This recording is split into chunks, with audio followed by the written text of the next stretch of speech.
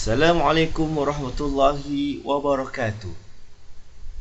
Tuan-tuan, pada malam ini saya akan terangkan berkenaan zakat emas dan cara pengiraannya. Zakat emas telah Allah Subhanahu Wa Taala hukumkan dalam Al-Quran, yang mana bermaksud dan orang-orang yang menyimpan emas dan perak kemudian tidak membelanjakannya pada jalan Allah, maka kabarkanlah kepada mereka dengan balasan azab seksa yang tidak terperi sakitnya, iaitu pada hari dibakar emas dan perak serta harta benda itu di dalam neraka Jahannam, lalu diselar dengannya di dahi, rusuk serta belakang mereka, lalu dikatakan kepada mereka, inilah apa yang kamu simpan untuk diri kamu sendiri. Oleh itu, rasakanlah azab daripada apa yang telah kamu simpan itu. Surah At-Taubah ayat 34 sehinggalah ayat ke-35. Maksudnya tuan-tuan, membayar zakat daripada simpanan emas adalah wajib. Sama juga dengan simpanan perak. Maksud emas dan perak adalah sama ada yang ditempa atau dalam bentuk jongkong. Begitu juga sama ada yang memilikinya secara langsung ataupun tidak, yakni dalam bentuk emas, perak atau wang kertas sebagai ganti kedua-duanya. Termasuk di sini tuan-tuan, sijil saham yang mempunyai jaminan tetap yang dibayar mengikut nilai sebenar sama ada emas atau perak. Maksud menyimpan di dalam ayat Al-Quran tersebut adalah menahan harta yang wajib dikeluarkan zakat ke atasnya. Maknanya emas simpan, perak simpan, tapi tak bayar zakat. Allah Ta'ala selarkan emas itu ke belakang jasad kita, wa iyazubillah. Jadi ada beberapa jenis emas dan perak yang diwajibkan zakat. Yang pertama, wang dirham, perak dan wang dinar emas, serta sebarang mata wang yang dicetak menggantikan emas dan perak untuk sebarang urusan. Yang pertama. Yang kedua, ketulan emas dan perak. Ni obvious lah tuan-tuan. Yang ketiga, bekas-bekas yang dibuat daripada emas dan perak untuk sebarang kegunaan dan kehiasan. Emas juga tu, perak juga tu. Yang keempat, ni biasa kita faham lah, barang kemas atau barang-barang perhiasan wanita daripada emas atau perak dan melebihi daripada kadar uruf pemakaian penduduk setempat. Nanti kita akan cerita uruf setiap negeri kat Malaysia ni, dia lain-lain sebenarnya. Dalam kitab Al-Masail Mustajidah menyebut fatwa Syekh Muhammad bin Ibrahim menyatakan, berpandukan hadis dan nas-nas, perhiasan yang digunakan tidak wajib dikenakan zakat ke atasnya. Namun begitu, ia bertukar menjadi wajib berdasarkan 3 syarat. Ni biasa kita faham, kalau pakai emas tak kena zakat lah kan. Tapi dia ada syarat dia juga sebenarnya. Yang pertama, digunakan untuk perkara yang haram, contohnya lelaki yang pakai rantai emas, maka wajib zakat ke atas emasnya. Kan lelaki tak boleh pakai emas, haram. Yang kedua, digunakan untuk perniagaan, kedai emas. Yang ketiga, kadar pemilikinya melebihi kadar pemakaian uruf setempat. Yang ni pun kena timbang berapa uruf setempat kita. Okey, kita nak cerita kat sini tuan-tuan, nisab dan kadar serta pengiraan zakat. Ni kita nak cerita pengiraan zakat emas.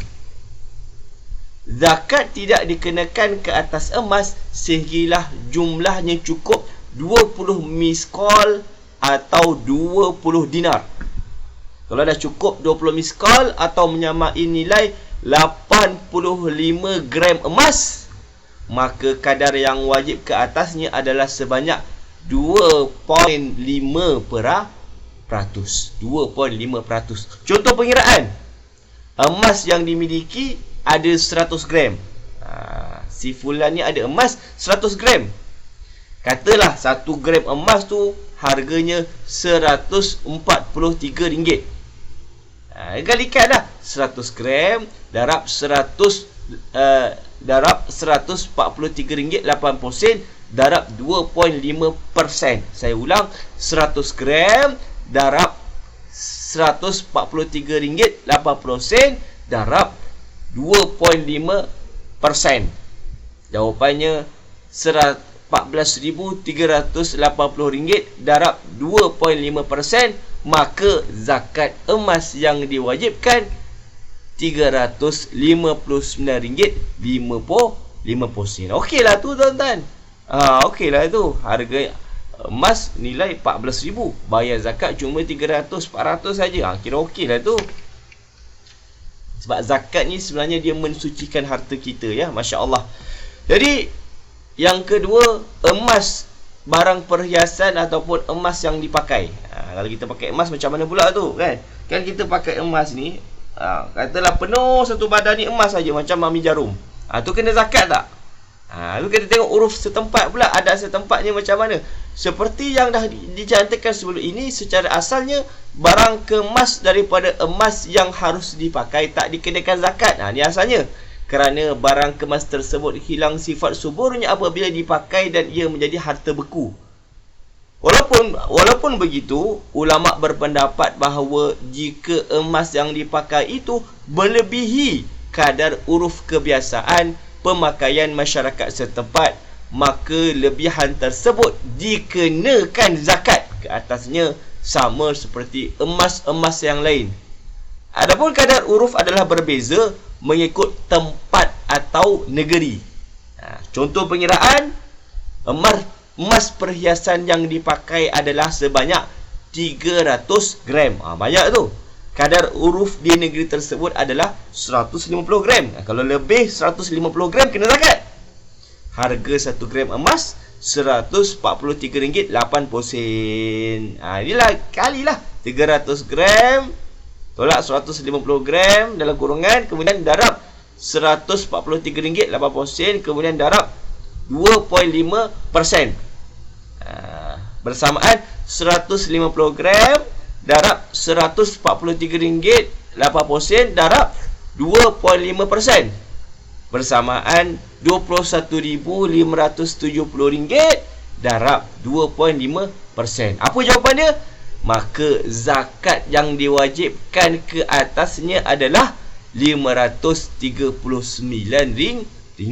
Harta emas yang dipakai tu 21,000. Tu mungkin kalau orang pakai emas tu, gelang tu mungkin gelang lipan bara agak, kan, yang Mami Jarum pakai tu 21,000 tu, tak dapat nak bayang.